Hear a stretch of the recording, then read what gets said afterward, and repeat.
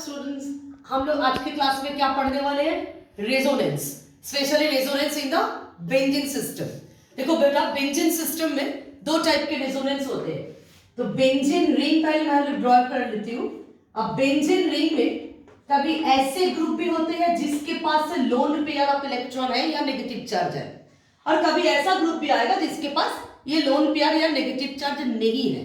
तो देखो, सबसे पहले हम लोग इस ग्रुप का रेजोनेंस सीखते हैं जहां पे बेंजीन रिंग में एक x atom, x is an arbitrary atom which having the lone pair of electron या negative charges. Okay, and this type of resonance is known as the positive resonance, or you can say plus R effect. That is a plus R effect. Okay, now क्या होगी?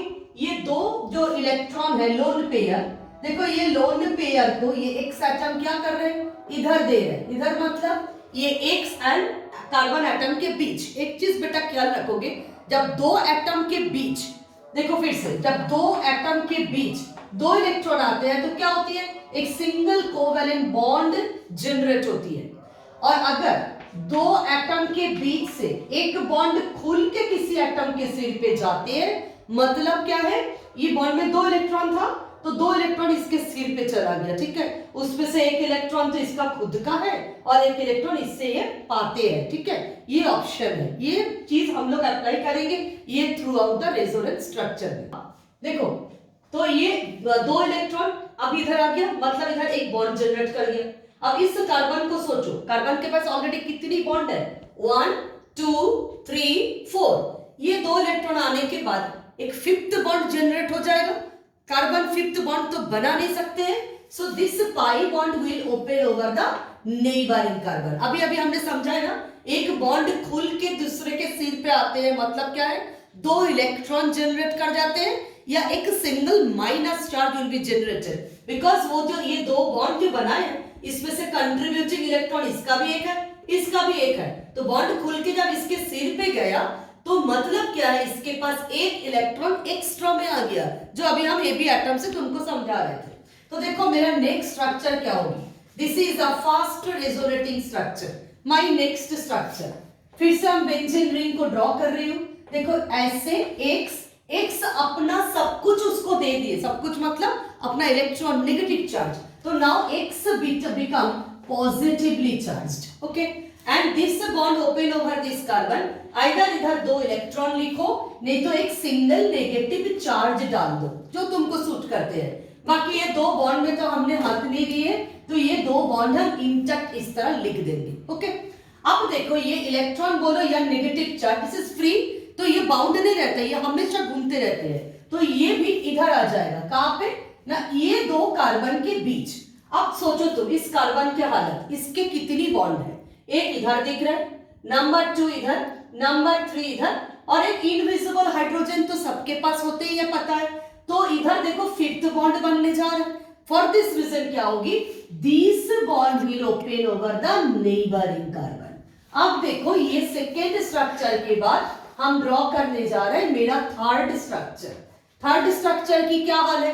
Again x plus this minus charge coming here, तो इस जगह पे हो गया double bond. ये bond खुल के इस कार्बन के सिर पे, तो इधर नेगेटिव चार्ज, और ये डबल बॉन्ड तो ऑलरेडी इधर है, हमने टच नहीं की, ये आ गया इधर।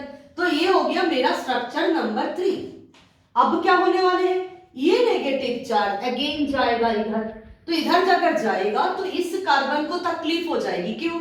इस कार्बन के पास ऑलरेडी देखो 1 2 3 एंड इनविजिबल हाइड्रोजन, जो हम लोग दिखाते नहीं है लेकिन होता है। तो 4 बॉन्ड ऑलरेडी है, तुम 5 बॉन्ड बनाने जा रहे हो। So this pi bond will open over the neighbouring carbon. Now we get the fourth resonating structure. Fourth resonating structure देखो, इसके बाद बेटा इधर है, this is my fourth structure. This bond already था, double bond X plus already था। अब देखो नेगेटिव चार्ज कम किया, तो इस जगह पे मेरा पड़ेगा double bond, and this double bond pi bond will open over such carbon.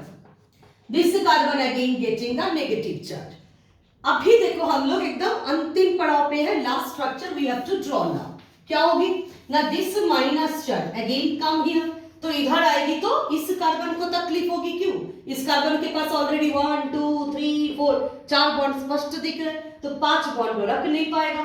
So this pi bond will open to neutralize this positive charge and we will get the final structure like this. ऐसे ऐसे ऐसे X get back its lone pair. So this fifth structure will be the replica of the first structure. केवल benzene system का ये pi bond का arrangement बदल गया. ठीक है. अच्छा, तो इस तरह के रेजोनेटिंग स्ट्रक्चर्स दिखाई दे रहे हैं. X वो कहाँ पे, जहाँ कौन सी टाइप के एटम कर पाएंगे जिसके पास लोन पेयर होगी या नेगेटिव चार्ज होगी.